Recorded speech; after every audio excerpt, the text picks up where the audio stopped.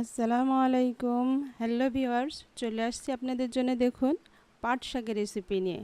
আমি পাট শাক বাজার থেকে কিনে নিয়ে আসার পরে বেছে ধুয়ে নিয়েছি। দেখতে পাচ্ছেন কিভাবে আমি এগুলো ছাড়িয়ে নিয়েছি। এখন আমি এটি রান্না করতে চলে যাচ্ছি। প্রথমে আমি এখানে একটি প্যান বসিয়ে দিলাম। প্যানে আমি তেলের পরিমাণটা 2 টেবিল চামচ পরিমাণে দিলাম। পাট শাক রান্না করতে কোনো সময় লাগে না, অল্প উপকরণ দিয়েই হয়ে যায়। দেখুন পাট শাকটা আমি ভালো করে ধুয়ে এভাবে ছোট করে কুচিয়ে নিয়েছি। আপনারা যখন করবেন তখন এভাবে একটু কুচিয়ে নেওয়ার চেষ্টা করবেন, যেহেতু পাট শাকটা একটু থাকে। আর যখন আপনারা আস্ত অবস্থায় রান্না করতে যাবেন তখন কিন্তু এটা পাতাগুলো আস্তে আস্তেই থাকবে। যারা ওইভাবে খেতে পছন্দ করেন তারা ওইভাবে খেতে পারেন। আমার এভাবেই ভালো লাগে, তাই আমি এভাবে কুচিয়ে নিয়েছি। তেলটা গরম হয়ে গেছে।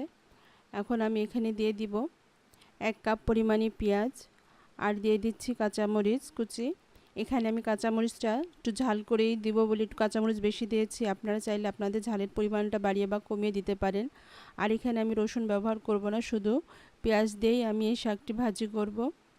আর আপনারা যখন ভাজি করবেন অবশ্যই চেষ্টা করবেন পেঁয়াজের পরিমাণটা একটু বেশি দিতে। আমি এখানে 2 চামচ পরিমাণে সরিষার তেল মিক্সড করলাম। এটা অপশনাল, চাইলে আপনারা এটা দিতে পারেন, নাও দিতে পারেন। আমি এই সর্ষে তেলটা পাট শাক ভাজি করতে গেলে সর্ষের তেলটা অবশ্যই দিই, কারণ পাট শাকের সাথে সর্ষের তেলটার ঘ্রাণটা আমার কাছে খুব ভালো লাগে আর খেতেও খুব মজা হয়, তাই আমি এখানে দিয়েছি।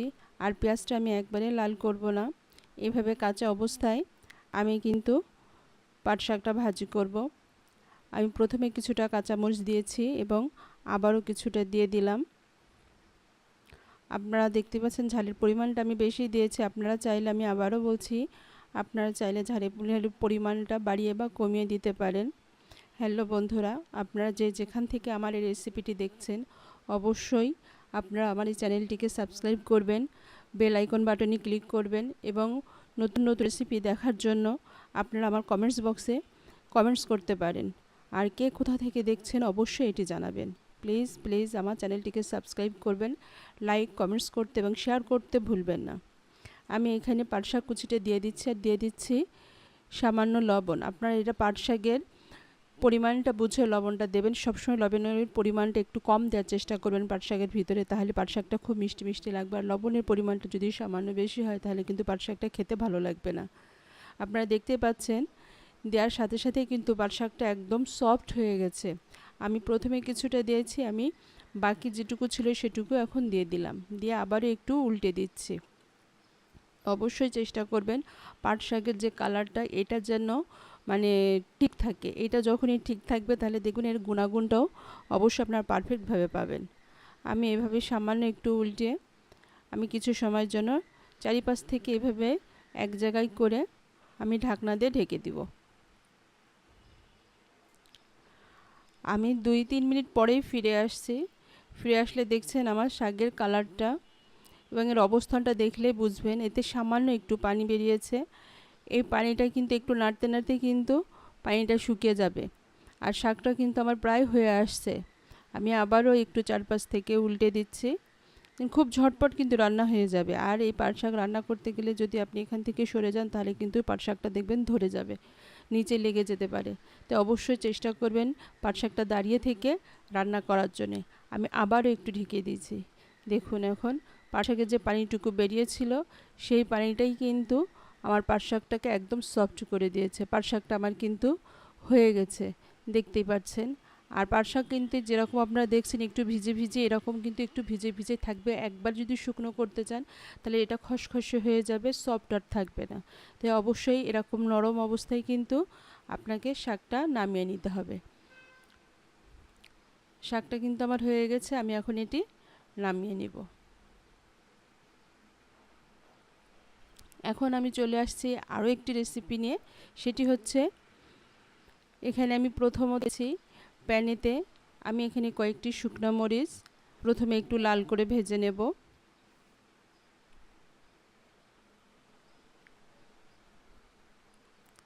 দেখতে আমি এভাবে একটু হালকা করে শুকনো মরিচ লাল করে ভেজে নিব। শুকনো মরিচটাই কিন্তু আমার হালকা করে লাল ভাজা হয়ে গেছে। এখন আমি এটি নামিয়ে নিচ্ছি।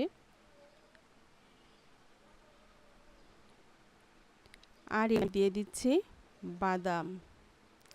কে কে বাদাম পছন্দ করেন? বাদামের ভর্তা তৈরি করব আজকে। এখন আমি এই বাদামগুলো হালকা লাল করে একটু ভেজে নেব। বাদাম কিন্তু বেশি ভাজা লাগবে না, এইভাবে হালকা করে একটু চারিপাশ থেকে নেড়ে আমি ভেজে নিচ্ছি বাদামটা খোসাটা উঠানোর জন্য। আর এইভাবে ভাজলে বাদামের ভিতরে যে তেলটা সেটা কিন্তু মানে কিছুটা বেরিয়ে আসে। আর একবারে কিন্তু ভাজলে বাদামের ভালো লাগবে না, আমি হালকা করে ভেজে নেব যাতে কাঁচা যে একটা বাদামের গন্ধ সেটা চলে যায় এবং বাদামের যে স্মেলটা ওটার জন্য বেরিয়ে আসে। বাদাম আমার ভাজা হয়ে গেছে, বাদাম আমি তুলে নিয়েছি। এখন আমি সামান্য 1 চামচ পরিমাণে তেল দিয়ে দিচ্ছি। পরে আমি আরও 1 চামচ এখানে তেল দিয়ে দিলাম। এখন আমি একে একে দিয়ে দিব 4-5টি কাঁচামরিচ, দিয়ে দিচ্ছি রসুন, দিয়ে দিচ্ছি পেঁয়াজ।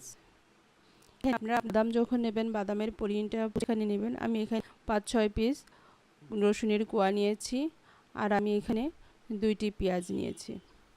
এখন এগুলো সব একসাথে আমি হালকা করে ভেজে নেব। একবারে লাল করে ভাজবো না, হালকা করে ভেজে নেব। খালি পেঁয়াজের গন্ধটা চলে যাবে এবং রসুনের ভিতরে যে একটা স্মেল গন্ধ আছে ওইটা বেরিয়ে আসে। এভাবে চারপাশ থেকে একটু ভেজে নিতে হবে। আমি আপনাদের আবারও বলছি, পেঁয়াজটা কিন্তু লাল করে ভাজতে যাবেন না, তাহলে কিন্তু বাদামটা খেতে ভালো লাগবে না।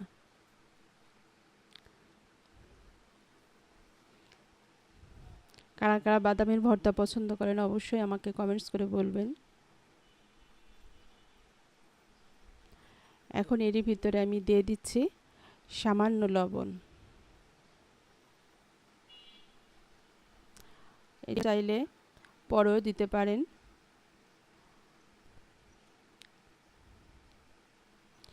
হয়ে গেছে কিন্তু আমার পেঁয়াজ ভাজা। এখন আমি কিন্তু এটি চারিপাশ থেকে নেড়ে আমি এখন এটি নামিয়ে নিব।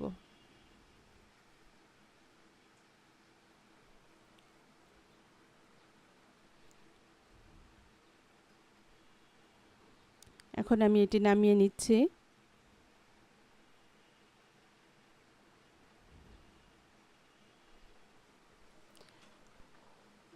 আমি আগে যে রেখেছিলাম সেই বাদামগুলো এইভাবে হাত দিয়ে চটকে উপরের আঁশটা ছাড়িয়ে নিয়েছি। কিছুটা আছে, এটি থাকলে সমস্যা নেই। এটি যখন বাটা হবে তখন এই বাটার সাথে এটি মিশে যাবে। আর এই যে শুকনো মরিচ আমি হালকা করে যেগুলো ভেজে রেখেছি, আমি এখানে কাঁচা মরিচ এবং দুটোই ব্যবহার করেছি। আপনারা চাইলে যে কোনো একটা দিয়েই ব্যবহার করতে পারেন, হয় কাঁচাই শুকনো মরিচ। আমি এইভাবে বেটে নিচ্ছি। যখন এভাবে যদি একটু শুকনো হয় আপনারা সামান্য একটু পানি দিয়েও বাটতে পারেন যাতে বাটতে সুবিধা হয়। আমি এখানে সামান্য দেখতে পাচ্ছেন হাতে করে সামান্য একটু পানি দিয়েছি যাতে বাদামটা একবারে শুকনো, যাতে বাটতে সুবিধা হয়। এভাবে সামান্য একটু পানি দিলে দেখবেন সহজেই বাটা হয়ে যাবে।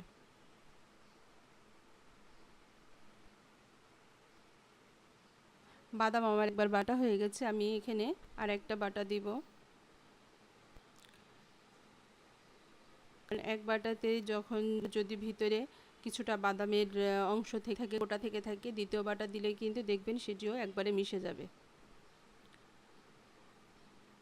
বাটা আমার হয়ে গেছে। এখন আমি আগে থেকে যে রসুন, পেঁয়াজ এবং মরিচ ভেজে রেখেছিলাম এটি আমি হারবো। এটা একবারে কিন্তু মিহিন করব না, শুধু শিল বা পোতার যে এটা চাপ বাদামের সাথে মিক্স।